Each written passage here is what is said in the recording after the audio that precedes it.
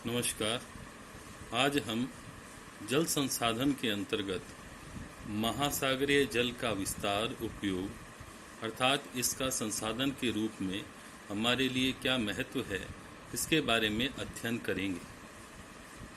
पृथ्वी के धरातल पर महाद्वीपों की अपेक्षा महासागर अधिक व्यापक हैं। मनुष्य का निवास स्थान स्थल खंडों पर होता है, परंतु पृथ्वी पर ये थल खंड इनका क्षेत्रफल काफ़ी कम है, जबकि भूतल की अपेक्षा महासागरीय जल का 72% भाग पृथ्वी पर आच्छादित है।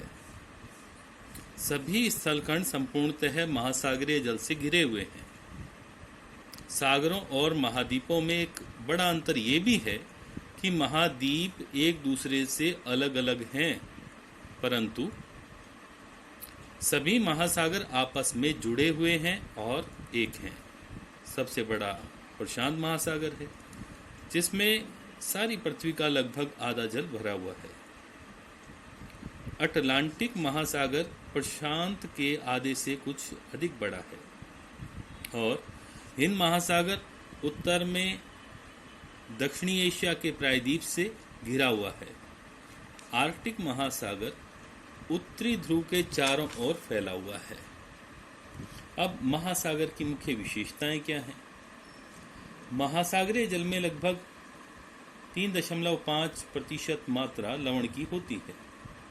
ये लवण नदियों द्वारा बहाकर समुद्रों में लाए जाते हैं और इनमें सबसे अधिक सोडियम क्लोराइड यानी साधारण नमक होता है। अन्य लवणों में अधिकतर मैग्नीशियम, कैल्शियम, सल्फेट और क्लोराइड्स आदि होते हैं। महासागरों की सतह के जल का तापमान उष्णकटिबंध में काफ़ी ऊंचा होता है, जबकि जैसे जैसे ध्रुवों की ओर जाते हैं ये तापमान कम होता जाता है। इसकी और विशेषता कि महासागरीय तलों में दो प्रकार के डिपोजिट्स यानी निक्षेप पाए जाते हैं। एक भूमिज स्थल जात निक्षेप और दूसरे हैं पेलेजिक डिपॉजिट्स यानी कि जो कि अगाध समुद्र के अंदर पाए जाते हैं। महासागरों और सागरों में जल की 3 प्रकार की गतियां होती हैं। कौन सी? ये होती हैं लहरें, धाराएं, ज्वार भाटा, और इनका प्रभाव भी अलग अलग होता है। महासागरों में पौधों की और जंतुओं की असंख्य प्रजातियां रहती हैं और ये उस जल के तापमान, उसकी लवणता, उसकी जो गति होती है, तलछट आदि, इन सब कारकों के अनुसार निर्भर होती है। इनके अनुसार ही वहाँ पर स्थित होती है। अब महासागरों का मनुष्य के लिए क्या उपयोग है, इसके बारे में अध्ययन करते हैं। पहले जलवायु पर प्रभाव। महासागर का जलवायु पर गहरा प्रभाव होता है। महाद्वीपों पर वर्षा का मूल स्रोत महासागर होता है। ये महासागर तापमान को सम रखते हैं और नियमित करते हैं।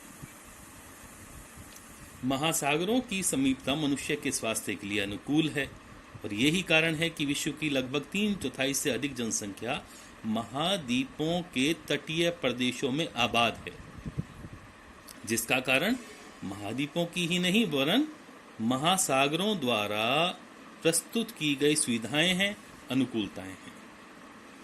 इसके अलावा महासागरों से खनिज पदार्थ प्राप्त होते हैं, कई तरह के रसायन प्राप्त होते हैं और साथ के अंदर मत्स्य क्रम के द्वारा खाद्य सामग्रियां प्राप्त होती हैं।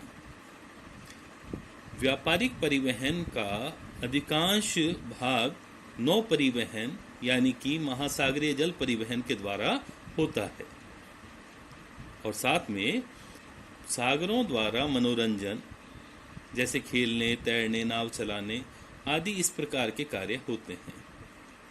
महासागरों में संभावित विभव ऊर्जा के भंडार हैं। लहरों और ज्वार भाटाओं से उद्योगों को चलाने के लिए विद्युत शक्ति उत्पन्न की जा सकती है। इस प्रकार से हम देखते हैं कि ये महासागर मानवीय सभ्यता पर गहरा प्रभाव डालते हैं। धन्यवाद।